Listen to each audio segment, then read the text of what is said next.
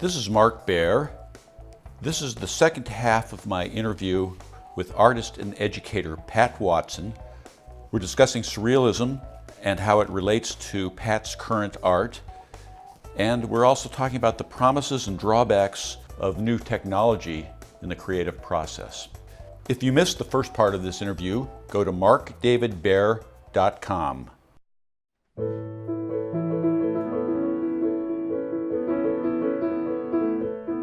You walk as a ghost now, disappeared into the outstretched darkness, balanced for a moment on the uncertain whimsy of shadows. One step, and you were gone behind the shroud. In your haste, you left your kind whispers and gentle gifts behind. How beautiful they are, beautiful in their intention, beautiful in their incompletion, beautiful in their imperfection.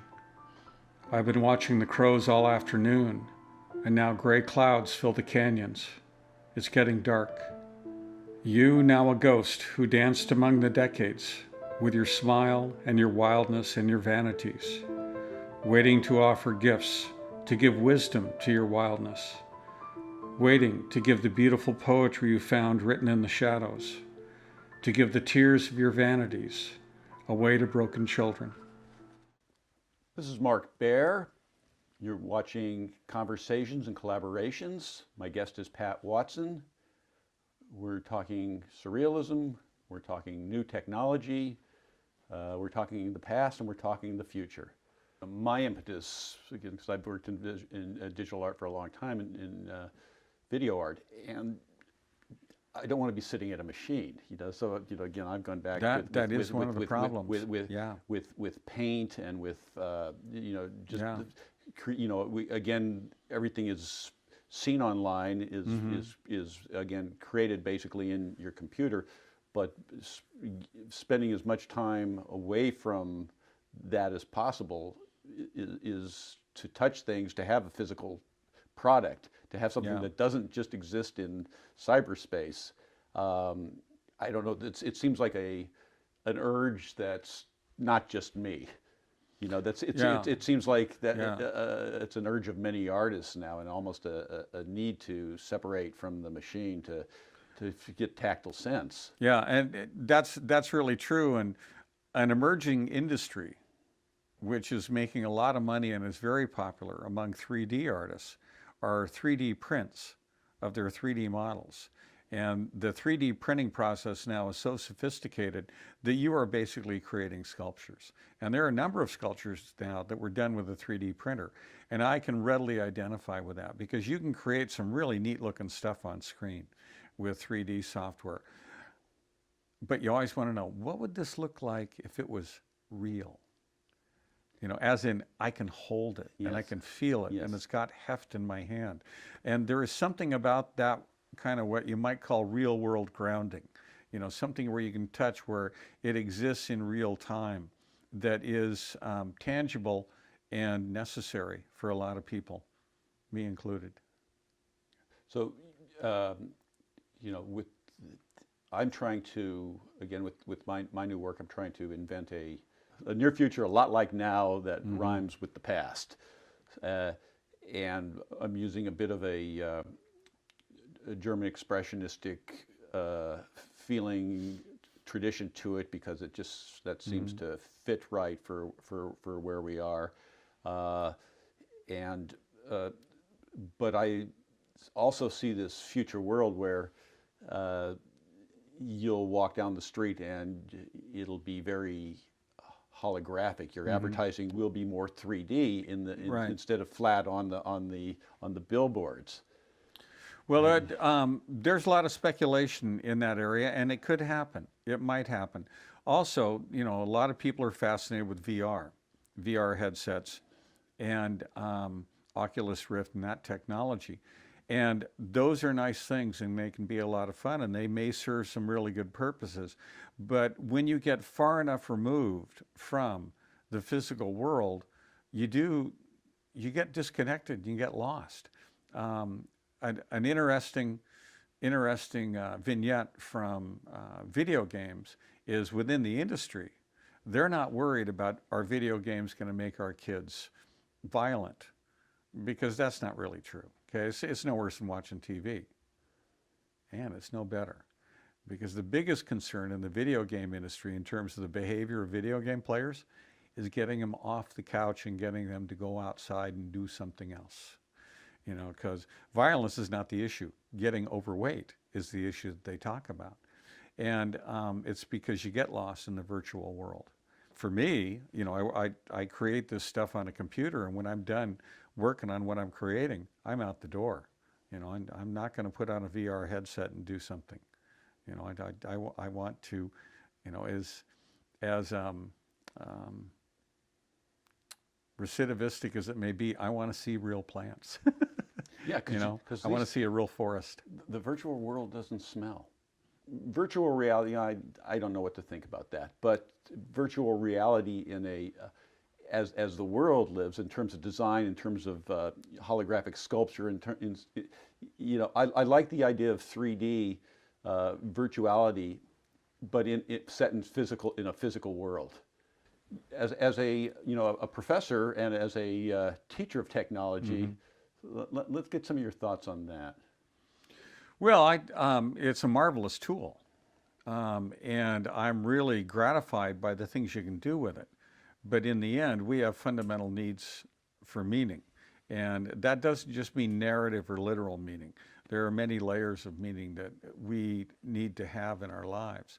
And you can mask that search for meaning with the technology and then get lost in it. Kind of like reality TV. Reality TV is not real. But people will begin thinking it's real.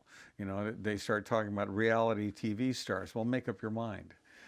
It's like one of my favorite examples is Soap Opera Digest. You know, it's on the magazine rack, and they're talking about these characters like they're real people. And it's fascinating, but that's when you get lost in the imitation. So that's when you get back to surrealism. Well, actually, well, that's what. Yeah, in a weird, where reality loses its definitions, and the lines are blurred between the imaginary and the you know, Well, there's no shared reality. I think that's where postmodernism can be of a lot of assistance, because the destruction of meaning that the Dadaists were a part of, and then the exploration of meaning that surrealism was a part of. Well, along came postmodernism, which is largely rooted in the literal world, you know, mostly in criticism and the analysis of the world. Well, a lot of it's really valuable stuff, very valid stuff. And when you get into the digital world, you get into things like with Baudrillard and the simulacrum and the imitation of the imitation. Explain what these things are.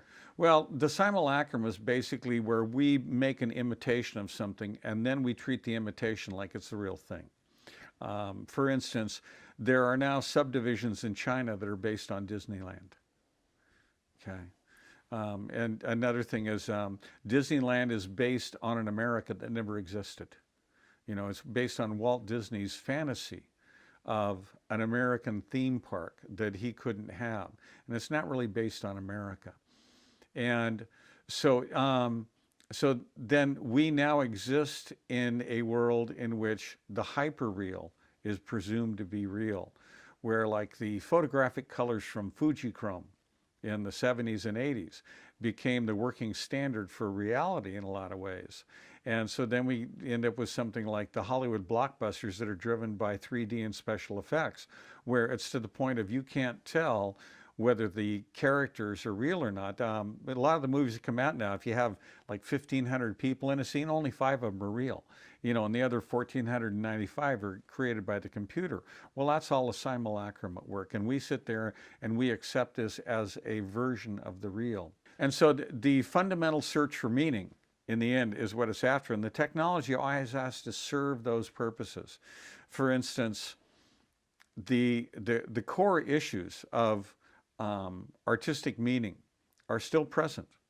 And the core issues of literal meaning are still present, because the best movies are made from good short stories.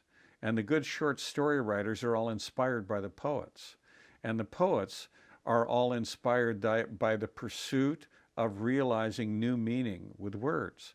because words are a magical realm. And the same thing happens with the visual, that the most profound visual experiences we have are based on a continuity of exploration that comes to us from the time, well, I don't know how far back you want to go, but basically the old window on reality paintings, the Renaissance perspective paintings that used to fascinate people, and trompe l'oeil, these explorations of what is real and what is interpretation and then what is imitation. These are things that fascinate us. And they don't just fascinate us in terms of art, it fascinates us in terms of the world. Like, what's real out there? Who's real? What do they really mean? Well, this is a major issue in what you might call a digital art realm, because you can get lost in the technology and then it's no longer art. It can be nice visual gimmicks, but how do you create legitimate meaning? And then you get over into the other part in art departments where, for the most part, they are intimidated by the technology and don't really want to deal with it, or else they talk about it in postmodern terms and they put stuff up, but there's no real technical sophistication to it. So coming up with a real legitimate integration of the digital technology and the continuity of the art impulse is extremely difficult, and very few people can adequately do it. Bill Viola is one that can do it. He's learned how to master the technology in a way that has profound and deep meaning. At the campus I'm at, the art department talks a little bit about the technology and doesn't really do anything. You can't really do much with it because it is intimidating. And then the communication design department I work in, it started out as an integrated major where supposedly the techies would know design and the designers would know tech. And over the past 15 years, basically, we are now evolving into a computer science department. So the artists need the equipment, the tools. The people running the tools don't know the artists. No. No. And everybody's getting swallowed up by games. Yeah, and that can be a problem. I think theoretically it's a problem because in the end, games are a way of passing time. Games are a way of teaching. Games are a way of learning. Games are not a way of exploring the more kind of like ambiguous and metaphorical aspects of meaning like you get in writing and art. And so for me, theoretically, philosophically, that's a serious issue. Mm-hmm. Technology and art, putting these two pieces together. And so this is, again, a question that you have to grapple with because you have your feet in both worlds. In the beginning, with photo collage, with Hartfield and Hannah Hoke and Max Ernst with the earlier stuff, and then into Jerry Ulsman's work, there was a force fit where you had some problems with the lighting and the visual continuity of the metaphor. And it was quite obviously cut and paste from different places, actually kind of referred to in postmodern terms as pastiche. And what's happened with the advancements in the technology is now with Photoshop and Painter and some of the things you can do with 3D software, you can create a more unified effect. And so the illusion of an I think Kurosawa calls it, what is it, an exquisite unreality, okay, where it certainly could be real, but it obviously can't be real. And the more seamless you can make that and the more persuasive you can make that, you get a better buy-in in terms of, all right, I will walk into this invitation. This visual metaphor is now cohesive enough that I will buy into it more readily. And so now there are a lot of very skilled visual artists who have a lot of work up on DeviantArt, Instagram, and so forth and so on, and their lighting is consistent. So these imaginary realms become very persuasive and very cohesive, and this is a big shift. This is a big shift. And so, and then kind of the other thing that happened was the postmodern analysis of things and the complete deconstruction of things has taken away a lot of the previous art paradigms where it has to do X, Y, and Z. And so now with the digital tools, you get to do whatever you want. And then it's a matter of, does it make sense? So we've now got what I call a democratization of art. And it's happened a lot in music, where with all of the digital tools with music, somebody, Moby, just started out with a synthesizer, and I hope I'm right on this because I think this is what I heard. He started out with a synthesizer and a cheap amplifier on a street corner and just kind of started messing around until he became a relatively big deal as a musician. And he didn't take music lessons until after he had been successful, not before. And I think the digital tools have facilitated this kind of expansion. And I think it's really good for art. And, the ability to take disparate elements and more seamlessly integrate them into a unified whole, this is definitely a bonus, without a doubt. As a dabbler in new technology, as an artist, what do you see possibilities in the future? What are the positive possibilities? Well, the digital technology makes it possible to create for presentation what you see in your mind much more readily.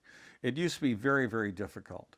Like the Baroque and Rococo painters, it took a lot of work to create one of those decent-sized canvases that had the right persuasive qualities. The work by the Hudson River schools, enormous amounts of time went into those. So that was a big risk, and it required tremendous support. Well, now with the digital tools, you've got the time to mess around, and you can do it, and you can create much more in a much shorter period of time. And that is not necessarily a good thing if you're just kind of squandering, just creating stuff and stuff and stuff. But if you actually have the focus and have the intention, you are able to more readily realize what you're after quicker and in a way that can be more technically appreciated. So. And how do you see the arc of history as a toolbox? Each era has its own affinity, and there are certain qualities that you get with the work that's generated during that time that never comes around again. I was just down last week. I went to the Huntington Library and saw a number of paintings by Gainsborough, Constable, Singer Sargent, and the presentation of a human essence in those paintings is just extraordinary. And perhaps it'll never be done again because there is a certain alchemy to the human imagination where you have these tools and you create things, and there is a sense of feel to it that is intangible. A lot of people, kind of scoff at Jackson Pollock, but to be in a large gallery space with a half a dozen of his best pieces is an extraordinary experience, that to me resonates all the way deep down. And I remember going to a large Rothko show back in the old days when SF MoMA was in the Civic Center, and I was just stunned at the presence. And I stood there for the longest time and tried to figure out how it could have such power. And when you exist in that point in time, you find a way. And the tools we now have, when you exist in this point in time, the creative minds will find a way. And so that's what's happening, because when you grow up with that stuff, have you seen little kids with iPads? It's just fascinating. First thing you do, pick it up, and the next thing you know, they're doing something. It's just wonderful to watch. And so what they do with that is going to be radically them. What's going to happen, I'm not sure, because that's one of the issues in game design. Our games aren't. Can a video game be art? And it's a real challenging question. This is Mark Baer. I'm with Pat Watson. This is Conversations and Collaborations. We'll be right back. You are watching Conversations and Collaborations. For all episodes, go to markdavidbaer.com. Hello, I'm Mark Baer. I'm with Pat Watson. This is Conversations and Collaborations. So let's talk about, first of all, art as a way of seeing, as a way into this next segment. And again, before surrealism, you didn't see the world in a surreal way. Now when you see a strange juxtaposition, you can see these things that right. Where art defined our vision. We have a visual sensibility and I think some of it's intrinsic that we're born with, because we see in ways that we don't think, and there are ways of seeing that are beyond the literal. And one of my favorite quotes is Paul Klee, marvelous painter, said, "Don't talk, painter, paint," because there are many times you cannot convey something through the literal realm, that you have to do the visual realm. And you can create and provoke meaning in that way. And of course, each age, each era is going to have a visual vocabulary that is distinct, unique to it. For instance, when you think about a certain point in time, you see the world as Rembrandt painted it. And, we bring that with us. And I think that continuity, that lineage of visual presentation influences our evolution of how we interpret the world. For instance, I've long been fascinated by movies that are contemporary movies that are based in the past, and how so many of them are done in black and white. The past was not black and white. But we think of it in black and white. And one of my favorites is classic Greek art. All of the statues and all of the Greek architecture was painted in its time. It was not white. The Venus de Milo was not white. She was painted. And the friezes on the Parthenon, it was not white. It was all painted. And the same thing with the Egyptian sculpture. But that's how we view classical art now, is that pure, pristine marble look. And so each era does have a visual framework in which it exists, and it stays with it. Like we think of 50s America in abstract expressionist terms. And for instance, musically, you can't think about 1950s America without hearing Take Five by Dave Brubeck. No matter what you do, Take Five, there, it's a part of it. And so I think things do change. And then how you see the world does change. Now, in terms of the art part, I've been fascinated by the emergence of video games and how that would be reflected or in part of art.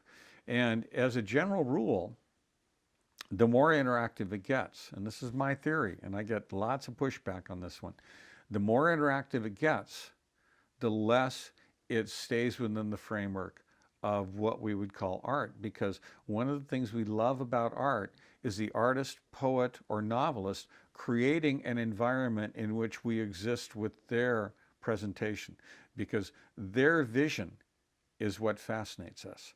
Poe's vision is what fascinates us, and T.S. Eliot's vision is what fascinates us. Jackson Pollock's vision is what fascinates us, because, unless you're really, the Homer Simpson version of it, you get in front of a Pollock and you're like, it's difficult to say this, especially if someone doesn't like Pollock, but you stand in front of it, and I was just thinking, wow, what an extraordinary being to create something like this. Where did this come from? Because it's so much energy. The drive and the vision, yeah, and it's all there. You can get the feel for what he was after. And so when you get into such hugely collaborative, interactive environments, where is the singular vision that drives that? Because one of the things that Pollock got us to realize, and we've been long fascinated with the idea of the artist as this shaman from another universe, the conduit for the magic vision or magic words or whatever, and it comes from Caravaggio all the way down, this incredible vision that people would have. Not just a technical skill, but wow, he sees things differently, or she sees things differently. So, in terms of video games, they are hugely interactive. So how do you make something in which there is so much randomized choice, how do you make it into a legitimate aesthetic experience? Well, they're trying.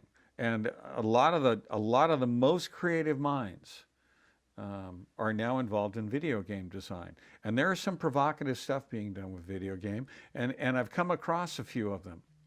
But in the end, they are too narrow. The focus of meaning does not get into the intangible realms. And for instance, in the Rothko Shrine at Rice University, it's a contemplative space and a powerful one.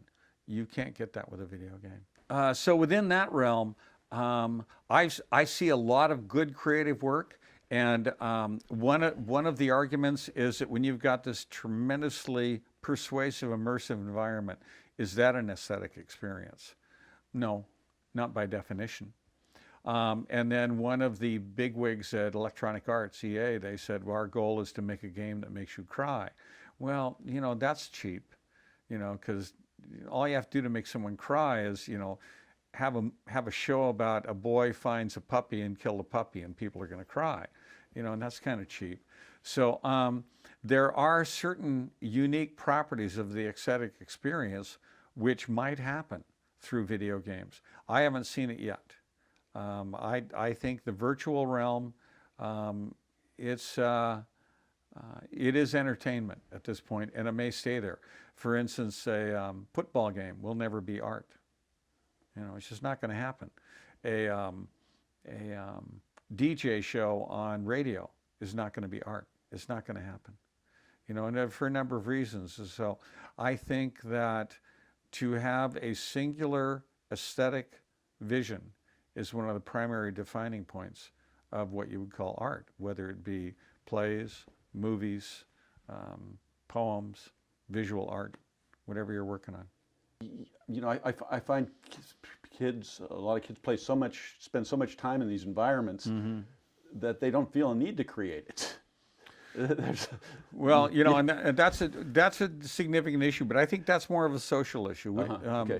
We don't live in a society that, by definition, nurtures creativity. We're a Protestant reactionary society that came from very harsh Calvinistic background, and a lot of our primary aesthetic experience comes from that, and a lot of our best work is a reaction against it.